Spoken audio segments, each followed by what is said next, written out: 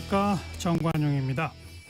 캄보디아에서 한국인을 비롯한 외국인 대상 납치, 감금, 살인 사건들이 잇따르면서 우리 정부가 이르면 이달 중에 관련 범죄 조직을 대상으로 금융 제재에 착수할 것으로 보입니다.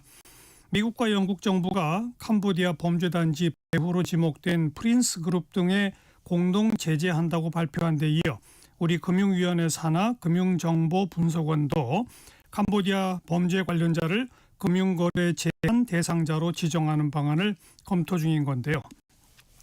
캄보디아 범죄 조직의 국내 자산 규모는 알려지지 않았지만 한국인 피해자와 버커 등 다수가 정황이 있는 만큼 정부의 강력한 대응 의지를 보여주는 조치라는 점에서 의미가 클 것으로 보입니다. 관련된 자세한 이야기 잠시 후 나눠보도록 하고요.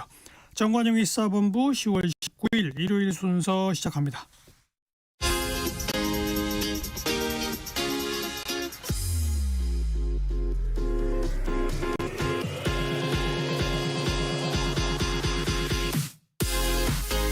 대한민국 시사의 중심 토요일 일요일 낮 12시 10분 KBS 1라디오 정관용의 시사본부. 한 주간 주요 뉴스 생생한 음성 자료와 함께 정리해드리는 곽지연의 주간 뉴스 브리핑입니다. 곽지연 리포터 어서 오세요. 네, 안녕하세요. 13일부터 국정감사가 시작됐는데 법제사법위원회의 대법원 국정감사에서 조희대 대법원장이 출석한 가운데 여야가 정면 충돌했죠. 그렇습니다. 조희대 대법원장을 증언대에 세우겠다는 민주당의 압박 속에서 조 대법원장의 출석 여부가 관심이었죠. 결국 조 대법원장은 출석을 선택을 했습니다. 대법원은 관례대로 조 대법원장이 인사말을 마친 이후에 자리를 떠날 수 있게 해달라 이렇게 요청을 했지만은 추미애 법사위원장은 이를 받아들이지 않았습니다. 민주당은 대선 개입 의혹에 대한 증언을 압박을 했고 또 국민의힘은 삼권 분립 해소 또 사법부 독립 침해라고 반발을 했습니다. 13일 월요일 KBS 9시 뉴스로 국회 현장의 소리 들어보겠습니다. 법사위 회의장에 입장한 조희대 대법원장. 조차례 청문회는 불참했지만 대법원 국감엔 출석한 겁니다. 조 대법원장은 사법부가 국민 기대에 못 미친다는 걸 알고 있다면서도 법관을 증언대에 세운 전례가 없다며 증언을 거부했습니다. 증언대에 세우는 상황이 생긴다면 법관들이 헌법과 법률과 양심에 따라 재판을 하는 것이 위축되고 관례대로라면 대법원장은 인사말을 하고 퇴장하지만 추미애 법사위원장은 이석을 허락하지 않았습니다. 대법원장님께서 관례라는 말로 책임을 회피할 방패로 삼으시지 않기를 바랍니다. 그대로 질의를 강행하면서 여야는 고성으로 맞섰습니다. 대법원장을 감금하고 질문을 감금합니까? 감금이죠 이게 지금. 민주당은 대선 개입 의혹 해명을 강하게 압박했고 공직선거법 위반 사건 지금도 그 재판이 옳았다고 생각하십니까? 윤석열과 만난 적 있습니까? 윤석열과 만났고 윤석열로부터 무슨 얘기를 나눴는지. 국민의힘은 이 대통령 무죄를 위한 헌법 파괴라고 반발했습니다. 대한민국의 헌법 근간을 파괴하는 것입니다. 대통령 무죄 만들기 아닙니까? 한덕수와 조희대가 만났다라는 그 한 가지 거짓 뉴스를 가지고 지금 대한민국 사법부를 이렇게 망가뜨리면서 침묵을 지키던 조 대법원장은 감사가 중단되자 1시간 반 만에 국감장을 빠져나갔습니다. 답변하도록 하겠습니다. 지금 이사하셨다가 이따가 오신다는 말. 법사위는 민주당 주도로 대법원을 찾아 현장 국감을 진행하기로 했습니다. KBS 뉴스 이혜린입니다. 한미 관세 협상도 이번 국정감사 핵심 쟁점 중에 하나죠. 네, 이 한미 관세 협상 교착의 배경으로 꼽히는 3,500억 달러 규모의 이런 대미 투자 패키지도 쟁점이 됐습니다. 조현 외교부 장관은 미국이 새로운 대안을 제시해서 검토 중이다 이렇게 밝혔지만은 이 구체적인 내용은 언급하진 않았습니다. 여야는 협상 결과를 놓고 공방을 벌였습니다. 국회 현장의 소리 지난 월요일 KBS 9시 뉴스입니다. 3,500억 달러 투자금을 한꺼번에 현금으로 달라는 미국 측 요구에 교착 상태에 빠진 관세 협상. 조현 외교부 장관은 우리 측 설명에 미국이 새로운 투자 대안을 제시해왔고 이를 검토하고 있다는 사실을 밝혔습니다. 3,500달러를 미국에 직접 투자하게 될 경우에 우리나라에 미칠 경제적 영향은 어떻게 됩니까? 외환 문제도 발생하고 경제에 심각한 영향도 있을 수 있고 그래서 저희가 미국 측에 그 문제점들을 다 설명을 했고 미국 측에서 지금 새로운 대안을 들고 나왔습니다. 대통령실도 지난달 금융 패키지 관련 수정안을 미국에 제안했고 일정 부분 미국의 반응이 있었다고 확인했습니다. G20 재무장관 회의 참석차 15일 미국 워싱턴 DC로 출국하는 구윤철 부총리는 베센트 미 재무장관 측에 면담을 요청하고 투자금 후속 논의 등을 이어간다는 계획입니다. 단계별 또는 제한적 조건을 둔 스와프도 동시에 제한할 필요성이 있지 않습니까? 어떻게 보세요? 예, 그런 부분에 대해서는 미국과 여러 가지 방안에 대해서 논의를 하고 있습니다. 미국 쪽으로 크게 기울어진 협상 테이블. 여야는 관세 협상에 대해 극명하게 엇갈린 평가를 내놨습니다. 미국 관세 협상 완전 폭망 상태라고 하고 있는데 언제까지 이렇게 자료 안 줄 겁니까? 한국이 지금 잘하고 있다. 잘 버티고 있다. 국익을 위해서 최선을 다하고 있다. 정부가 관세 협상의 핵심 쟁점을 국민에게 알릴 필요가 있다는 지적도 제기됐습니다. KBS 뉴스 이재입니다. 한덕수 전 총리의 그 내란 우두머리 방조 혐의 재판에서 계엄 당일 밤에 대통령실 CCTV 영상 일부가 처음으로 공개됐죠. 네, 이 계엄을 막으려 했다는 한 전 총리의 주장과는 달리 영상을 보면 이 계엄을 선포하려는 윤석열 전 대통령을 향해서 한 전 총리가 고개를 끄덕이는 모습이 담겨 있습니다. 13일 월요일 KBS 9시 뉴스로 자세한 소식 들어보시죠. 계엄에 관련된 어떠한 지시나 어떠한 서류도 받은 적이 없습니다. 계엄 당일 대통령실 CCTV 영상 속 모습은 달랐습니다. 밤 9시 10분 대통령 집무실에서 나오는 한덕수 전 총리는 대통령이 준 문건 2개를 들고 있습니다. 좀 더 많은 국무위원이 반대하고 계엄을 막고자 하는. 계엄에 반대하려고 소집했다는 국무회의. 밤 9시 13분 김용현 전 국방부 장관이 의결 정족수에 4명 모자란다며 손가락 4개를 펼치자 한 전 총리는 직접 송미령 농식품부 장관에게 독촉 전화를 겁니다. 정족수가 채워진 10시 18분 계엄을 선포하겠다며 윤석열 전 대통령이 일어나자 한 전 총리는 고개를 끄덕입니다. 다시 돌아온 김용현 전 장관에겐 두고 간 서류를 직접 건네줍니다. 오로지 국무회의 외관을 작출할 의도로 국무회의 소집을 한 것이라는. 그렇게 선포된 비상계엄. 이후 한 전 총리는 계엄을 반대하는 국무위원들에게 의결 서명을 권유합니다. 계엄 선포 전후 32시간이 담긴 이 CCTV 영상 가운데 특검은 20여 분 분량을 처음 공개했습니다. 재판장은 무장한 군인들과 국민이 대치하는 상황에서 어떤 조치를 취했냐고 물었습니다. 국무위원에게 주어진 국무회의라는 것을 통해서 본인들의 입장을 밝히고 해야 된다고 생각합니다. 한 전 총리는 전체적인 계획을 알지 못했고 계엄이 문제를 일으킬 것이기 때문에 반대했다고 주장했습니다. 반면 증인으로 출석한 김영호 전 통일부 장관은 당시 한 전 총리가 반대 의견을 낸 기억은 없다고 증언했습니다. KBS 뉴스 신현옥입니다. 정부가 강력한 부동산 대책을 내놨죠? 네, 정부의 세 번째 부동산 대책입니다. 앞서 두 번의 대책에도 서울과 수도권의 집값이 과열되는 모습을 보이자 이번에는 서울 전체와 경기 12곳을 토지거래 허가구역 등 3중 규제를 묶는 강력한 규제를 내놓은 겁니다. 자세한 내용은 15일 수요일 KBS 9시 뉴스로 들어보겠습니다. 이번 대책의 핵심은 규제 지역 확대입니다. 서울 강남, 서초, 송파, 용산 등 기존 4개 구에서 서울 25개 자치구 전체와 경기 과천시, 성남시 분당구 등 12곳으로 늘어났습니다. 이 지역은 조정 대상 지역과 투기 과열지구, 토지거래 허가구역으로 동시 지정돼 3중의 규제를 받게 됐습니다. 시 단위를 토어제로 묶은 건 처음입니다. 6.27 대책 이후 주춤했던 서울 집값 상승폭이 다시 커졌고 풍선 효과까지 차단하기 위해 강력한 대책을 내놓은 겁니다. 정부는 주택시장의 불안을 조기에 차단하고 장관입니다. 보다 생산적인 부문에 자본이 투자될 수 있도록 선제적으로 대응하고자 합니다. 서울 전역과 경기 12곳 모두 전세를 낀 갭투자 완전히 막힙니다.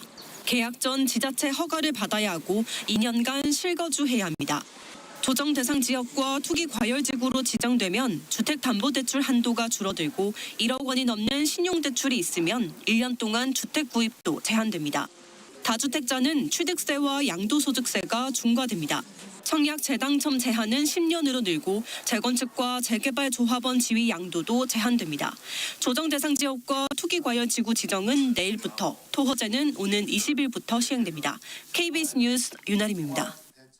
다음은 KBS 단독 취재인데요. 민중기 특별검사 이 전관 변호인 면담 논란에 이어서 이번엔 부적절한 주식 투자 논란에 휩싸였죠. 네, 김건희 여사가 투자해서 특검에서 수사까지 했던 태양광 업체의 주식을 민중기 특검도 샀다가 상장 폐지 직전에 팔았던 겁니다. KBS 취재 결과 민중기 특검은 이 회사의 초창기 주요 투자자였습니다. 17일 금요일 KBS 9시 뉴스입니다. 상장 1년 만에 퇴출된 태양광업체 네오세미테크. 순식간에 7,000명 주주가 4천억 원 넘는 피해를 봤습니다. 그런데 민중기 특검이 이 회사에 투자했다고 한 시점은 2000년 초. 확인해보니 회사 설립 직후였습니다. 자본금 5천만 원으로 시작한 이 회사에 민특검은 약 4천만 원을 투자했습니다. 이 회사 창립자 오모 씨 그리고 사회이사였던 양모 전 검사는 민특검의 고교 대학 동문이었습니다. 대표 오 씨는 2010년 초 분식회계가 알려지기 직전 주식을 처분하고 도주했습니다. 비슷한 시기 민특검은 주식을 팔아 1억 원 정도 차익을 봤습니다. 상장 폐지를 불과 몇 달 앞둔 시점이었습니다. 초기 주요 투자자였던 만큼 회사 대표로부터 정보를 미리 알았던 것 아니냐는 의혹이 제기되는 이유입니다. 이 회사엔 김건희 여사도 투자했는데 특검팀은 김 여사에게 투자 경위와 함께 주가 하락을 어떻게 미리 알았는지 추궁하기도 했습니다. 특검팀은 지인 소개로 투자했고 증권사 직원의 권유로 주식을 팔았다고 해명했지만 오 씨와의 친분 등에 대해선 언급하지 않았습니다. KBS 뉴스 허지영입니다. 캄보디아에 구금됐던 우리 국민들이 전세기를 타고 우리나라에 도착했어요. 네, 어제 오전입니다. 캄보디아에 구금됐던 한국인 64명이 인천공항에 도착했습니다. 이들은 캄보디아에서 전화 금융사기 범죄 등에 가담한 혐의로 캄보디아 당국에 체포가 돼서 구금됐었고요.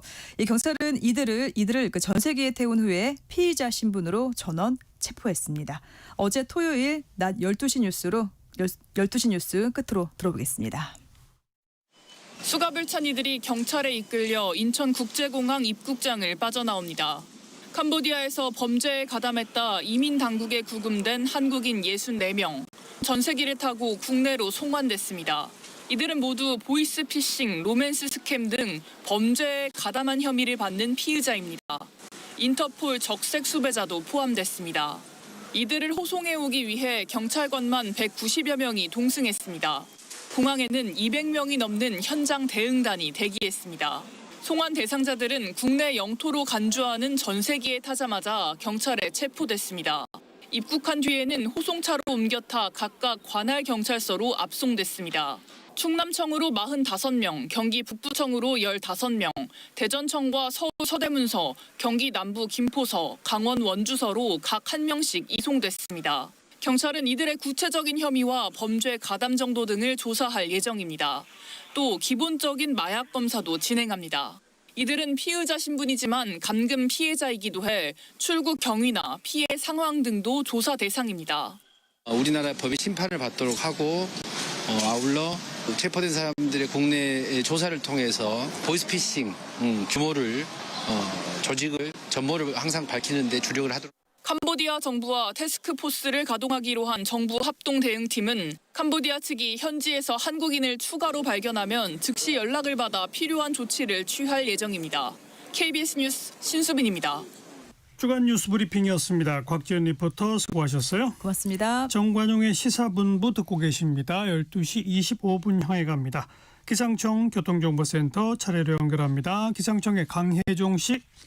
네, 날씨 정보입니다. 오늘 낮부터 쌀쌀해지겠습니다. 찬 공기가 남아의 바람도 강해지고 기온도 큰 폭으로 떨어지겠습니다. 오늘은 낮 최고 기온이 어제와 언뜻 보면 비슷해도 강풍으로 체감상 다르겠고요. 내일은 서울의 아침 기온이 5도, 모레가 4도까지 떨어집니다. 오늘과 비교하면 5도에서 10도 정도 내려가는 셈입니다. 아침 낮에 이렇게 추워지니까 초겨울 외투가 필요하겠고요. 건강 관리에 유의하셔야겠습니다. 일부 중부 내륙과 전북 동부 높은 산지에는 서리가 내리고 또 일부 내륙 산지에 얼음이 어는 곳까지 있어서 농작물 관리까지 잘해주셔야겠습니다. 동풍의 영향은 당분간 지속되겠습니다. 우선 오늘은 점차 맑아지는 날씨가 되겠는데 영동과 제주는 흐리겠습니다. 특히 제주에는 5에서 20mm의 비가, 동해안과 일부 내륙으로는 5mm 안팎의 비가 더 뿌려지겠고요. 잠시 그쳤다가 내일 또 동풍의 영향으로 영동 지방으로는 10에서 50mm, 경북 동해안과 산지에는 5에서 30mm의 비가 내리겠습니다. 해상의 물결도 전반적으로 높겠고요. 당분간 제주와 해안 위주로 강풍이 지나겠습니다. 내일 아침 기온은 서울 5도 등 2도에서 14도 분포, 낮 최고 기온 서울 15도 등 12에서 22도 분포가 되겠고요. 오늘 서울 한낮에 18도까지 오르겠습니다. 지금 서울의 기온은 17.9도입니다. 날씨 정보였고요. 다음은 이 시각 교통 상황 알아보겠습니다. KBS 교통정보센터의 정현정 씨입니다. 네, 먼저 고속도로 상황인데요. 경부고속도로 서울 쪽입니다. 달래내 고개에서 시작된 정체가 반포까지 이어지고요. 반대 부산 방향으로는 입장 부근에서는 현재 사고 있어서 처리하고 있습니다. 목천에서 옥산 분기점까지 10km가량 막히고요. 경인고속도로 서울 쪽으로 신월에서 막히고 있습니다. 서울 양양고속도로 양양 방향으로 강촌 부근 1차로 승용차 사고 처리하고 있고요. 서해안고속도로 서울 방면 매송에서 용담터널까지 정체입니다. 손산터널에서와 광명역에서 금천까지 막히고요. 반대 목포 쪽으로는 금천 부근에서 막히기 시작했습니다. 일직분기점에서는 고장난 승용차가 서 있습니다. 서서울요금소에서 천천히 가고요. 줄포 부근에서는 고장난 승용차 서 있어서 주의가 필요하겠습니다. KBS 교통정보센터였습니다.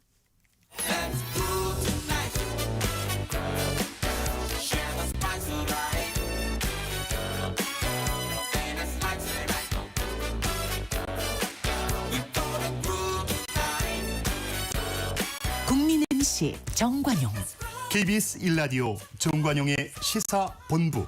들어보면 달라요.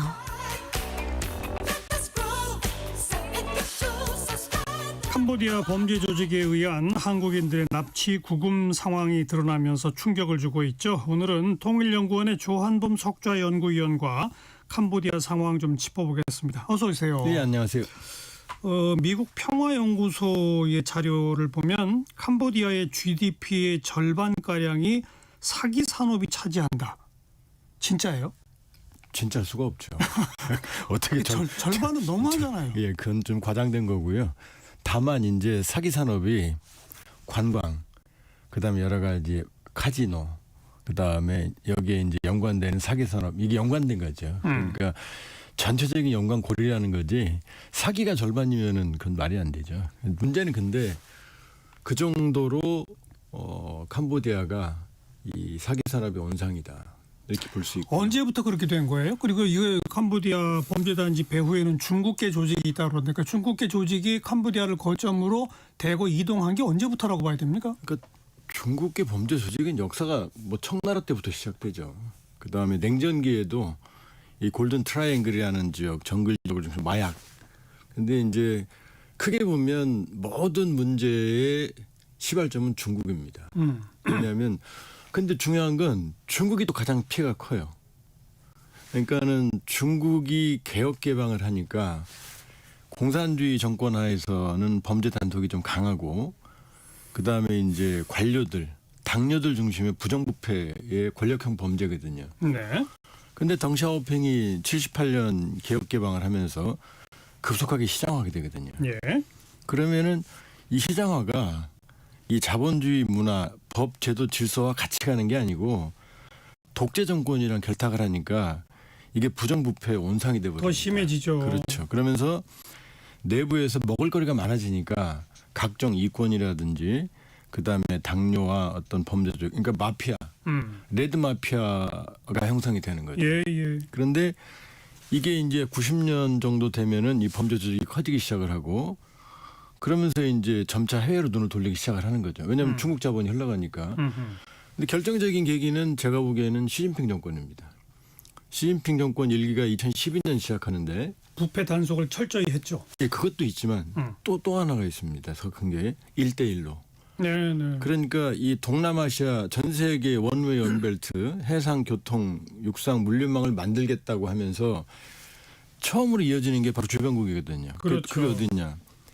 미얀마는 바로 인도양 나가거든요. 캄보디아, 그다음에 라오스, 필리핀 이런 지역으로 중국 자본이 흘러 들어가니까 중요한 건 이쪽 국가들이 대부분 정정이 장기 독재, 부정부패가 심해요. 네. 그러니까 중국이 자본이 들어가면서 중국의 판이 깔려버리는 거죠. 그럼 이 판 위에 이제 중국 범죄 조직들이 온상이 돼버리는 거죠. 그러니까 지금 기본적으로는 중국 자본, 중국 범죄 조직, 그다음에 해당 부패 정권 이게 삼각 구조를 이루는 거고 네, 네. 여기에 이제 원주민들 예를 들면 한국, 일본, 필리핀, 중국 여기 있는 사람들이 가해자, 피해자가 섞여 있는 거죠. 그러니까 아주 복합적인 구조니까 어려운 일이 아니죠. 중국만 해도 너무 피해가 커서 온라인 도박 피해가 컸어요, 특히. 네, 네. 그래서 중국은 힘이 세니까 캄보디아 훈센 정권 등을 쳐서 2019년에는 온라인 도박을 금지시킵니다.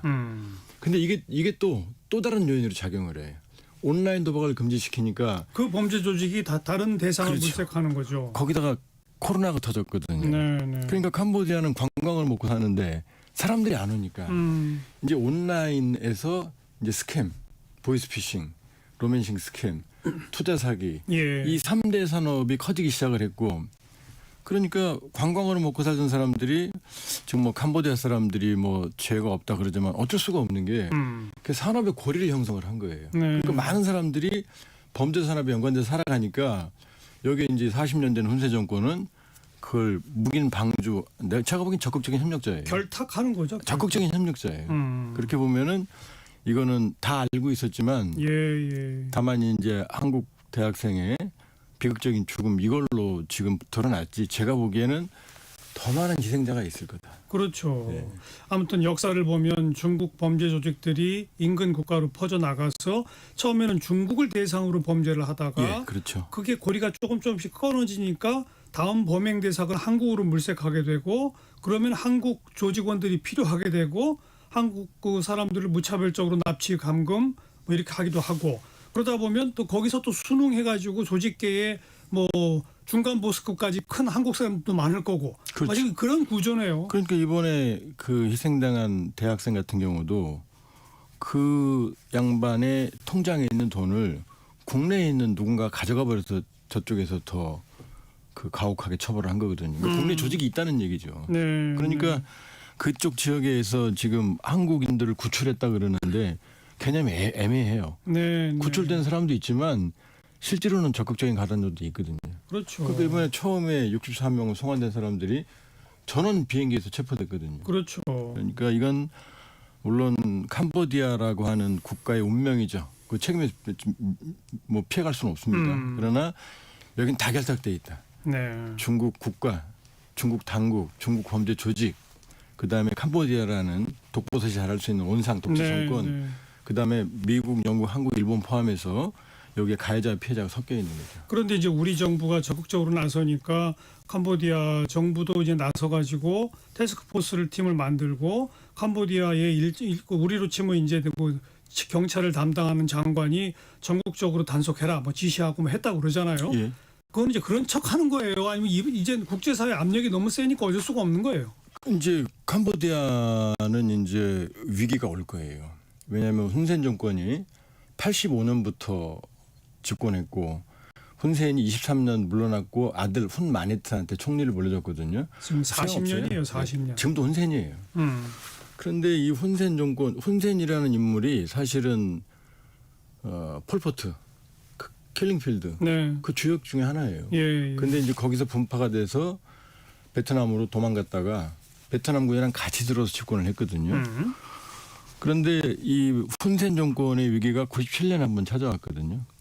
지금 캄보디아는 왕정인데 노로돔 집안인데 그때 노로돔 라나리드라고 하는 시아노크 이제 그 양반이 이미 죽었습니다만 아들이 이제 왕위를 왜냐면 왕위는 그냥 무늬만이거든요.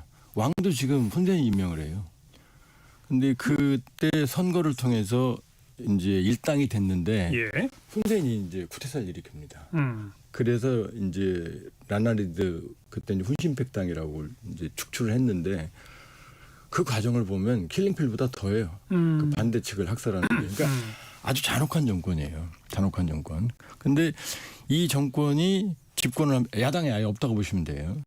집권하면서 이 사행산업, 그러니까 관광부터 시작해서 이걸로 유지해 왔는데 근데 이제 이게 이번 타격으로 아마 캄보디아 경제 직격탄이 될 거거든요.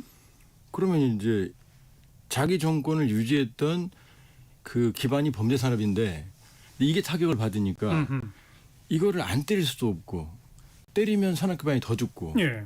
결과적으로는 이제 많은 경제적 타격이 올 거고 그럼 눌렀더니 이제 캄보디아 내부 불만이 터져 내부가 이제 터질 가능성이 있죠. 그러니까 아무튼 지금은 정부 당국으로서는 진퇴양난이네요. 진퇴양난이에요. 이제 저기는 왜냐하면 지금 전 세계에 이 민주주의 문제가 있는 국가들, 뭐 네팔이라든지 예.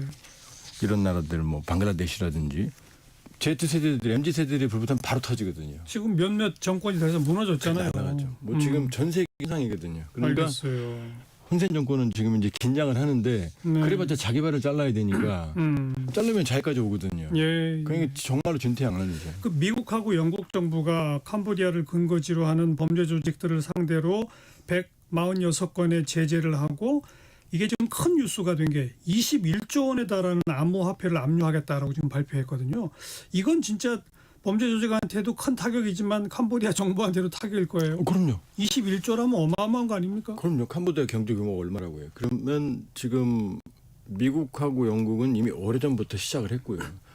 이번 비트코인 압수만도 한 1년 반 준비를 했다고 그래요. 그러니까 이걸 뭐 그냥 막 가져갈 수는 없는 거거든요. 근거가 있어야 되니까. 소송을 해서 해야죠. 그러니까 지금 일단은 동결을 놨고 그러니까요. 그러니까 압수한 건 아니에요. 네. 건드리지 움직이지 못하게 잡아놓은 다음에 이제 소송을 하는 몰수하는 이제 사법 절차가 시작이 되는 거죠. 그러나 중요한 건 1년 반 전부터 이미 치밀하게 이걸 준비해 왔다는 게 중요한 거죠. 그러니까 지금 정부가 여러 면에서 나서고 있지만 우리가 최다 피해는 아니지만 주요 피해국이거든요. 그리고 이미 아마 KBS 뭐 이런 데서도 여러 번 이걸 다뤘어요. 예. 그런데 이제 와서 이제 이게 뭐 골물대로 골맞으니까 터졌지만 좀 만시지탄이죠. 만시지탄이죠. 우리 금융당국도 금융제재를 곧 하겠다고 지금 나서고 있는데 앞에 미국과 영국이 1년 반 전부터 이렇게 준비했다는 건 미국과 영국도 피해 대상국이었던 모양이에요. 많아요. 전 세계 아닌 나라 찾기가 힘들 거예요. 그 정도예요. 그 정도예요. 그러니까 1위가 말씀드렸지만 가해자와 피해자가 다 중국이죠. 그러니까 중국은 사형제도가 있거든요. 네. 그러니까 이 범죄 조직의 특징들이 뭐냐면 중국 국적을 포기하고 이번에 캄보디아 이 천즈라는 그 해당 국적을 취득을 합니다. 근데 중국은 심지어 시민권을 박탈하고 송환해서 처형시킨 사례도 있어요. 예. 근데 이제 그래도 근절이 안 되는 게 워낙 14억이라는 볼륨의 시장이 있고 이 방대한 삼합회 같은 수백 년 된 조직들이 활동을 하니까 쉽지 않죠. 어마어마한 캄보디아의 범죄 조직들이 중국, 미국, 영국, 한국 가릴 것 없이 전 세계를 대상으로 이런 사기 범죄들을 계속 지속해왔다. 그럼요. 이제 국제사회가 칼을 빼들고 지금 덤벼든 양상이다 이런 거네요. 근데 지금 우리가 착시가 뭐냐면 그럼 캄보디아만 있느냐 아니거든요. 예. 미얀마. 그다음에 라오스. 그래서 이번에 단속이 강화되면서 이 조직들이 주변국으로 퍼질 우려가 커지잖아요. 지금 이동할 때 보면 몸만 가는 게 아니라 뭘 싸가잖아요. 장비 다 가져가죠. 그건 뭐냐면 근거지로 옮기는 거예요. 지금 라오스는 캄보디아보다 정정이 더 엉망이고요. 미얀마는 지금 군부 독재가 그냥 범죄 집단이에요. 그러니까 이쪽으로 옮겨가는 거죠. 그렇죠. 그러니까 사실상 초국가 해당의 부패한 권력과 자정 능력이 없는 시민사회 이게 결합됐기 때문에 아마 지금도 하고 있을 거예요. 이동하면서도. 그런데 우리 그 한국인들이 지금 그 조직에 얼마나 가담하고 있는지 정확한 규모도 파악이 안 되고 있잖아요. 모르죠. 이 사람들이 전부 그러면 캄보디아 어디론가 숨어들거나 아니면 뭐 미얀마, 라오스 등지에 또 가서 또 할 거 아니에요. 또 하죠. 이걸 어떻게 이걸 찾아내서 근절할 수 있을까요? 일각에서는 우리 군대 보내가지고 아주 소탕해 버리자 이런 말도 나오던데 그건 불가능하죠. 그런 말 하면 책임질 사람들이 그런 말 하면 안 되죠. 그럼 전쟁인데요. 예를 들어서 우리 서울 시내에 뭐 필리핀 군대가 와서 쑤시고 다니고 똑같은 거거든요. 그거는 뭐 감정적인 얘기를 해서는 안 되는 거고 자본주의 사회에서 이제 왜냐하면 이게 왜 누가 가해자하고 피해가 되냐면은 이 재정적으로 벼랑 끝에 산 사람들, 네. 그다음에 미래가 없는 사람들. 그 지금 지방 출신들이 많은 게 일확천금을 지방대학 청년들이라고들 하잖아요. 그러니까 삶의 기회가 제한된 사람일수록 유혹에 넘어가는 거죠. 그럼 그다음에 이제 여기 생태계. 근데 이제 막을 수는 없고 다만 일각에서 제기되는 건 뭐냐면은 일단 개인들의 각성이지만 거기만 얘기하면 뭐 도덕군자 얘기고요. 대포 통장. 네. 이게 범행 주요 도구고 한국이 대포 통장이 가장 쉽답니다.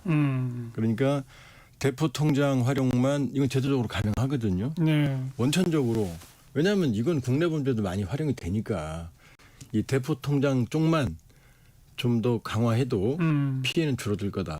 그러니까 다각적인 그다음에 현지 구조, 그다음에 현지 경찰과의 협력, 그다음에 캄보디아 당국에게 우리가 강하게 나갈 필요가 있어요. 왜냐하면 우리는 캄보디아의 주요한 수출 시장이고 압력이 될 수 있기 때문에 이건 뭐 타협의 여지가 없습니다. 타협의 여지가 없고 그러니까 종합적인 시스템이 가동이 돼야 되고 또 국제 공조. 그럼요. 이게 돼야지만 되는 거고 아마 이 부분은 아마 부분적인 성과가 있을 거예요. 근데 지금 말씀드렸지만 미얀마 라오스로 갈 거고 거기 막으면 아마 제가 보기엔 아프리카로 갈 거예요. 아마 중남미나. 그러니까 이 끝없는 이 악순환골이 줄일 수밖에 없죠. 네. 매우 역사적이고 구조적인 것이기 때문에 이번에 뭐 무슨 큰일이 터졌으니 빨리 즉각 대처해서 뭐 한 달 안에 해결한다. 이건 불가능한 거고 불가능하죠. 지속적으로 우리도 따라다녀야 된다. 예. 그 말씀이군요. 그렇죠. 그리고 경제, 금융 제재 등등이 매우 중요한 수단이 될 수 있다. 네. 통일연구원의 조한범 석좌 연구위원이었습니다. 고맙습니다. 예, 고맙습니다.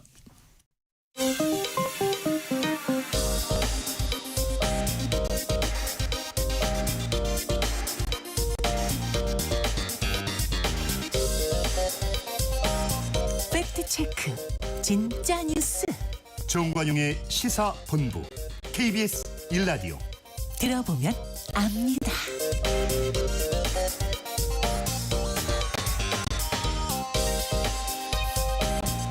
요즘 날씨 아주 가늠할 수가 없습니다. 비가 통 안 오던 10월이 뭐 내리 장마처럼 비가 오더니 이제 내일 아침에는 또 갑자기 한 5도 이런 식으로 뚝 떨어진다는 거 아니에요. 그러니까 가을은 어디로 가고 곧바로 겨울로 가는 거 아니냐. 이러다 보니까 K-팝 데몬 헌터스 속의 한국 길거리 옷차림 묘사가 정말 정확하다. 이런 말도 나오는데요. 자, 왜 이런 기후가 이어지는지 전문가 한 분 오늘 초대했습니다. 웨더 커뮤니케이션스의 맹소영 대표 어서 오십시오. 네, 안녕하세요. 네. 우선 10월 달 비 안 오기로 유명한 달 아니에요? 그렇죠. 보통 기상정보 전하는 대표적인 직군이라고 하면 기상캐스터잖아요. 기상캐스터들이 10월 달에 휴가를 제일 많이 가요. 왜냐하면 날씨 그만큼 신경 안 써도 되거든요. 그러니까 굉장히 안정적인 계절이고 강수량으로 따졌을 때도 뭐 서울 기준으로 했을 때 10월 한 달 통틀어도 100mm가 채 내리지가 않습니다. 근데 금년에 왜 이럽니까? 그렇죠. 10월 달 접어들고 나서 1일부터 시작해서 거의 한 2, 3일 빼고 나서 최근 들어서 계속 비가 내렸고 한 번 내렸을 때 굉장히 많은 양의 비가 내렸습니다. 일단 뭐 가을 장마 뭐 이런 이야기도 했었는데 실제 장마가 많습니다. 물론 뭐 학자적인 관점에서 봤을 때는 이제 학자들이 여러 가지 기준에서 보지만 결국에는 장마라고 하는 것은 정체 전선상에서 비가 내리는 건데 이맘때 정체 전선이 형성이 된 거예요. 오랜 기간 동안. 그러면 정체 전선이 뭐냐? 서로 다른 두 공기가 팽팽하게 맞서는 건데 북엔 차가운 거, 남엔 뜨거운 거. 이맘때 내려와야 될 찬 공기는 내려와 줬는데 남쪽에서 더운 공기가 버티고 있다 보니까 전선이 형성이 되면서 계속 오랫동안 좀 비가 내리는 패턴이다라고 보시면 될 것 같습니다. 그래서 중부지방, 남부지방 비 올 때 서귀포는 31도였대요. 맞습니다. 말이 됩니까? 어느 지역에 계신 분들은 추웠다고 하는데 어느 지역에 계신 분들은 더웠다고 하는데 이 좁은 지역에서도 날씨의 희비가 굉장히 엇갈렸죠. 이 날씨가 왜 이래라는 소리 하기 시작한 지가 뭐 이제 어제 오늘 얘기는 아닙니다. 뭐 그렇긴 하지만 가을에 이런 이변이 나는 거는 전 정말 한 10수년 사이에 전혀 본 적이 없어요. 기억이 없습니다. 뭐 사람마다의 자기의 날씨 기억, 더 나아가서는 날씨 충격이라고 할 수 있을 것 같은데 하여튼 요사롭지는 않습니다. 저도 20년 동안 날씨를 들여다봤는데 올해처럼 9월에 태풍 없이 이렇게 한가했던 스케줄을 보낸 적은 또 없는 것 같기는 해요. 태풍 하나도 안 왔어요. 맞아요. 보통 9월 달 같은 경우에는 평균 강수량이 100mm가 넘는데 이 넘는 이유가 태풍 때문이에요. 그렇죠. 태풍으로 내리는 비로 인해서 대부분의 강수량을 차지하는데 일단은 올해 같은 경우에는 좀 여러 가지 변수들 뭐 매년 뭐 같은 그런 패턴들을 나타나고 있기는 하지만 더위가 좀 오래 가졌어요. 뭐 지난해가 워낙 더웠긴 했지만 올해도 평년 이맘때 못지않게 덥고 습한 공기가 남쪽을 버티다 보니까 덥기도 더웠고 이 시기쯤에 확장해야 될 찬 공기와 만나면서 좀 비구름이 자주 만들어졌다라는 특징도 있고요. 네. 더 나아가서는 이제 태풍이기 곧 하겠지만 태풍이 또 더운 공기에 맡기지 못해서 좀 9월 하순에 못 올라왔는데 지금은 이제는 찬 공기가 내려왔기 때문에 찬 공기 때문에 못 올라오는 그러니까 그런 이제 좀 이례적인 그런 날씨 그럼 기록들이 세워지고 금년에는 있습니다. 태풍이 하나도 우리 한반도로 안 옵니까? 가능성이 높죠. 그죠? 왜냐하면 하나도 안 올 가능성이 높다. 높습니다. 지금 현재로서는 지금 내일 서울의 아침 최저기온 5도로 떨어집니다. 모레 화요일 4도로 떨어지고 그럼 쭉 이제 겨울이냐 뭐 이런 분들도 많이 하세요. 뭐 이 기온의 절대적인 값으로 봤을 때는 우리가 지난주까지는 9월 중순의 기온이었어요. 그러니까 계절이 한 달 정도 늦게 왔죠. 근데 내일 이제 5도 4도로 떨어진다라고 하면 이게 11월 중순쯤의 기온이에요. 그럼 10월은 어디 간 거예요? 그렇죠. 10월이 없어졌네요. 그 사이에 한 2달의 격차에 널뛰기를 한 건데 중순 이후쯤이 되면 그러니까 중반 이후쯤이 되면은 기온이 다시 또 예년 이맘때 수준으로 올라갑니다. 근데 다만 기억하셔야 될 게 이제 덥거나 따뜻하지는 않습니다. 네, 물론. 네, 그럼 10월 중순인데 우리가 너무 근데 더위라는 말에 익숙하다 보니까 그런데 다음 주 월요일쯤 되니까 기온이 이번 주 월요일 떨어지는 것보다 더 떨어지더라고요. 그러니까 강원 내륙 지역 같은 경우에는 5도 아래 거의 0도 가까이 떨어지는 지역이 있기 때문에 그 말은 즉 뭐냐면 찬 공기가 이제 우리나라를 확장할 가능성이 훨씬 더 높아지는 기압 배치가 형성되기 때문에 결국에는 태풍이 만들어진다 하더라도 12월까지는 태풍은 계속 남쪽에서 만들어집니다. 하지만 그 태풍이 우리나라에 올 가능성은 좀 적어 보입니다. 그리고 실질적으로 10월 달에 태풍이 한 10년에 한 번꼴로 발생을 하기는 해요. 근데 그 시기를 봤을 때는 보통은 이제 9월 말에서 10월 초 그리고 가장 늦게 발생했던 태풍 뭐 1988년 같은 경우에는 뭐 10월 중순쯤에 영향을 줬던 태풍도 있기는 했었어요. 지금 이미 다 지났잖아요. 거의 지났죠. 그렇기 때문에 만약에 발생을 한다라고 하면 뭐 이것도 이변이긴 하지만 이제 기상청이 발표한 중기적인 예보상으로 봤을 때는 사실상 이제 10월달에 태풍이 발생한다 하더라도 우리나라의 길목을 열어주진 않을 것이다. 보시면 될 것 같습니다. 금년 긴 여름 그리고 가을에 비가 이렇게 온 것 그 모든 것의 하나의 원인은 남쪽의 뜨거운 공기가 과거보다 굉장히 크고 오래 계속 한반도 쪽으로 와 있다. 그거 아닙니까? 그렇죠.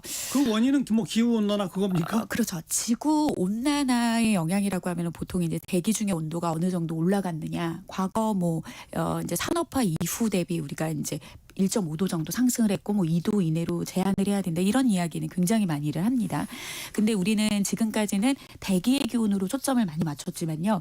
사실 대기의 기온 상승에서의 70% 이상이 바다가 그 많은 열들을 흡수해 줬거든요. 그러니까 지금은 바다 온난화, 그러니까 해수 온난화로 인해서 지금 여러 가지의 시그널들이 이제 복합적으로 나타나고 있는 건데 실질적으로 삼면이 바다로 둘러싸여져 있는 우리나라의 주변의 해수면 온도가 평년보다 1, 2도 정도 높아 있는 상황인데다가 그 남쪽에 이제 북태평양이라고 더 거시적인 바다의 온도도 지금 전 세계 기온 상승보다 굉장히 높은 추세를 보이고 있습니다. 그러다 보니까 바다의 열기가 근원이 돼서 발생하는 태풍 같은 경우에도 더 자주 그리고 적게 발생한다 하더라도 강도가 높을 수밖에 없는데 비단 이 바다뿐만 아니라 인도양이라든지 대서양의 바다 자체에서 뜨거워진 그런 열기가 결국 우리나라에 순환을 해서 가라앉거든요. 그렇다 보면은 여름철에 지배를 하는 북태평양 고기압의 세력을 평년보다 강화시킬 수밖에 없습니다. 그러니까 여러 가지의 전 지구적인 시스템이 과거에 비해서 지구가 뜨거워졌다라는 그 안에서 굉장히 불균형이 초래가 되고 그 안에서 지금과 같이 찬 공기 아니면은 더운 공기 이런 어떤 극한 대립으로 좀 이어지다 보니까 호우와 함께 가뭄과 같이 그런 복합 재난들이 좀 극단적으로 나타나질 수밖에 없겠죠. 당장 이제 내일 모레 갑자기 기온이 뚝 떨어졌다가 조금 지나면 다시 좀 정상 기온으로 간다고 그러셨잖아요. 그러면 올 겨울 전망을 해보면 어떻습니까? 겨울이 예년보다 더 빨리 옵니까? 좀 늦게 옵니까? 또 겨울이 길어집니까? 더 추워집니까? 어떻습니까? 사실 이거는 기상청의 청장님 모시고 와도 말씀을 시원하게 말씀하시지는 못하실 겁니다. 다만 이제 기상청에서 발표하는 이제 중장 단기적인 그런 예보의 관점으로 봤을 때 올해 이제 여름까지는 이제 중립이었어요. 그러니까 중립이라고 하는 거는 이제 열대 태평양의 동쪽 바다가 높으냐, 서쪽 바다가 높으냐, 그러니까 엘니뇨하고 라니냐라고 이제 표현을 하는데 그 엘니뇨와 라니냐에서 나타나고 있는 우리나라의 어떤 시그널 자체가 과거에 이렇게 살펴봤더니 일반 보편적으로 이렇더라라고 이제 이야기는 이제 많이 하기는 하지만 이게 딱 맞아떨어졌다고도 하기는 힘듭니다. 근데 다만 지금까지는 엘니뇨도 라니뇨도 아닌 상태가 지금 올 여름 가을까지는 좀 이어지고 있는 상황입니다. 그런데 겨울부터는 이제 라니냐의 해로 이제 접어들 가능성이 높은데 보통 일반적으로 라니냐에 접어지게 되면은 우리나라 겨울은요 좀 춥고 겨울이 좀 빨리 찾아올 가능성이 좀 높았던 해가 많았습니다. 그렇기 때문에 기상청에서는 올 겨울 자체를 좀 강수량도 좀 줄고 추울 것으로 보고 있는 이유 자체의 큰 시그널 여러 가지 중에 하나를 좀 라니냐에 포커스를 좀 맞추고 있기 때문에 좀 더 지켜보기는 해야 되겠지만 알겠습니다. 좀 짧아지지 않은 짧아지고 있는 그런 가을에 대한 날씨 잘 살피셔야 될 것 같습니다. 겨울이 좀 더 빨리 오고 조금 더 추울 것으로 일단 보인다 그 얘기고. 자, 내년도부터 올해처럼 여름이 길어지고 계속 더 더워지고 하는 건 이제 지속됩니까? 올해만 이변이에요? 아니면 이제 앞으로 이런 현상은 지속돼요? 앞으로 될 가능성 굉장히 높죠. 지속되죠. 왜냐하면 우리나라의 기상 관측을 시작한 이 빠른 곳은 1904년부터 시작이 됐는데 여름이 가장 더웠던 해 1, 2, 3순위가 2023년, 2024년, 2025년 최근에 몰려 있습니다. 하지만 지금의 지구 온난화의 상황들이 과거보다 최근 10년의 그 상승세가 굉장히 가파르거든요. 속도가 빠르죠. 그렇습니다. 그렇기 때문에 알겠습니다. 나아지지는 못하고 단단히 각오해야 되겠네요. 앞으로 여름은 길고 무더울 것이다. 가을은 사라져갈 것이다. 이런 거 아닙니까?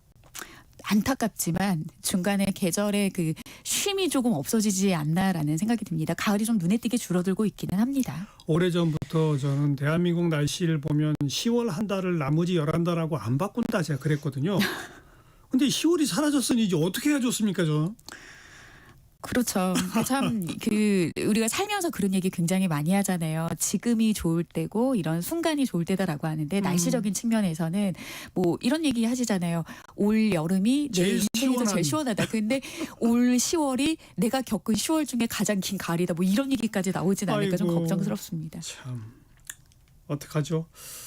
어떻게든 전 지구적 노력으로 이 기온난화 조금이라도 좀 늦춰야 될 텐데 걱정입니다.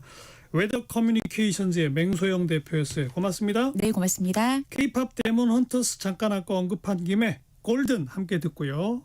1시에 다시 옵니다.